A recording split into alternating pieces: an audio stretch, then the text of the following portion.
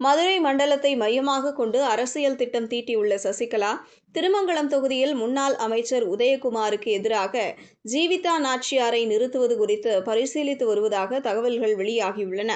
உசிலம்பட்டியில் தற்போதைய எம்எல்ஏவும் ஓபிஎஸ் ஆதரவாளருமான ஐயப்பனை எதிர்த்து தானே களமிறங்குவது அல்லது அவரை ஆதரித்து வேலை செய்வது என்ற ஆப்ஷன்களும் ஆய்வில் உள்ளன என கூறப்படுகிறது. குறிப்பிட்ட சமூக வாக்குகளை தனக்கு சாதகமாக இருக்கும் என்ற கணிப்பு சசிகலா தரப்பில் இருப்பதாக தெரிகிறது.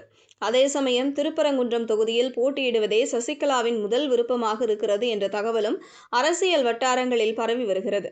மொத்தத்தில் தினகரன் எடுத்த கூட்டணி முடிவு, திவாகரன் விஜய் சந்திப்பு, சசிகலாவின் புதிய கட்சி திட்டம் ஆகியவை இணைந்து அதிமுகவை மீண்டும் ஒருமுறை பரபரப்பாக்கியுள்ளன. வரும் நாட்களில் அறிவிக்கப்படும் முடிவுகள் தமிழக தேர்தல் அரசியலில் புதிய சலனங்களை உருவாக்கும் என்கின்றனர் தென் மாவட்ட அரசியலை உற்றுநோக்கும் அரசியல் பார்வையாளர்கள். இதனை தெரிந்து கொண்ட டிடிவி தினகரன் தரப்பும் எடப்பாடி தரப்பும் உச்சக்கட்ட உஷார் நிலையில் உள்ளதாம்.